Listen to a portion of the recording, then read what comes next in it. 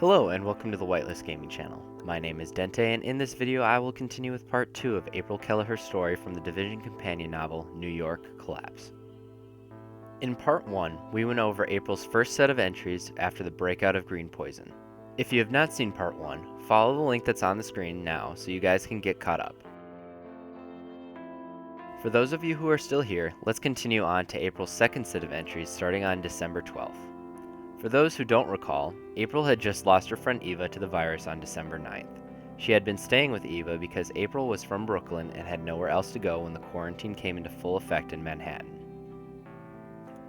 April continued to live at Eva's even after her death, at least for a short while.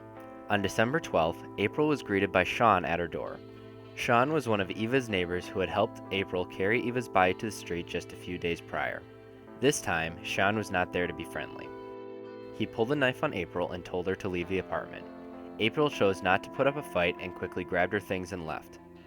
At this point, April was out on the streets again and decided to see if any of the public shelters would be able to house her.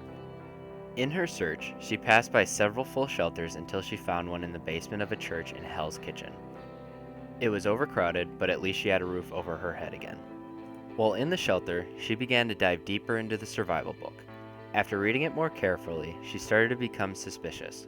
She wasn't sure if she was connecting dots that shouldn't be connected, but she began to think that the author of the book might have been predicting the outbreak and even warning people about the virus due to how detailed he was in describing the collapse. For example, there is rather explicit advice to avoid any cash at all costs, as well as hidden messages where if you write down all the capital letters, it spells out avoid any cash. The book also contains a detailed timeline of the collapse that closely mirrors what is actually happening, a little too close just to be a coincidence.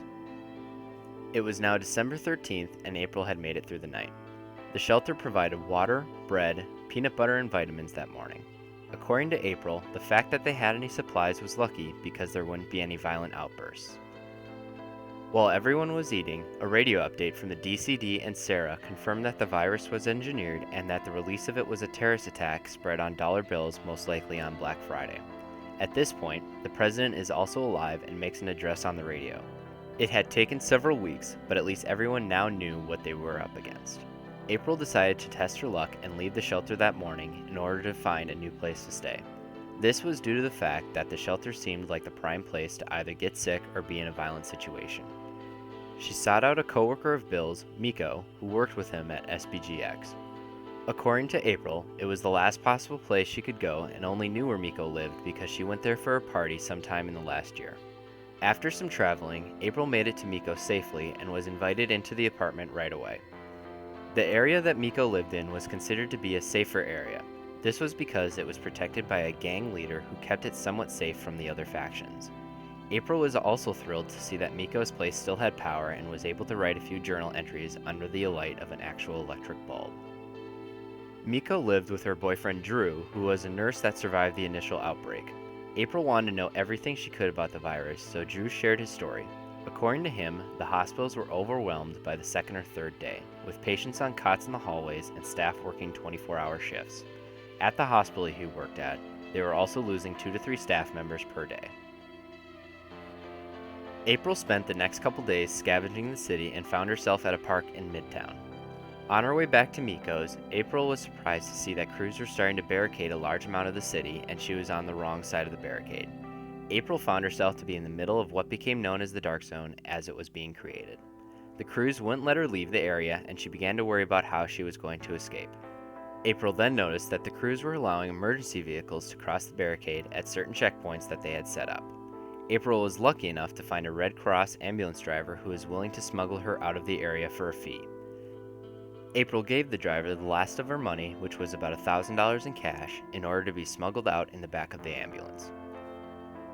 Once she was smuggled out of the newly formed Dark Zone, April was dropped off at 23rd Avenue where the SBGX building is located.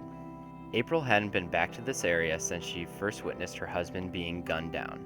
Since she was close, she worked up the nerve to go inside and collect Bill's things. She thought maybe if she was lucky, he might have left a clue on who would have wanted him dead. She recovered some pictures and a Mets bobblehead from her husband's desk. She also found a comic book card with writing from her husband mentioning how neither snow nor rain will stop Dr. Lou. After grabbing everything she could, she returned back to Drew and Miko's apartment. Over the next few days, there continued to be riots, including one at the post office where there was a rumor that Sarah and the DCD had stockpiles of vaccines and food. Eventually, tear gas and gunfire were used to make the crowd scatter. Rumors were also going around that the virus had killed more than 5 million people in the United States and more than 50 million throughout the world. April, Miko, and Drew kept a fairly low profile over that time, but over the next several days, their supplies started to run low. Drew started coming up with plans to loot specific condo towers that were near them. April is hesitant though because the book specifically mentioned to stay out of high rises. This is because they are essentially death traps if you run into the wrong people, as there are limited ways to escape. While Drew agreed that it would be risky, he still convinced Miko and April that they should loot the building to get the valuable supplies within. After careful planning, they went back out into the city to see what they could come back with. If only they would have taken the book's warning seriously. I hope you enjoyed part 2 of the Whitelist, taking a look at April Kelleher and her story thus far. If you have any questions, leave a comment down below, or subscribe if you want to see more of our future content along with part 3 of this series. My name is Dentay, and thank you for watching.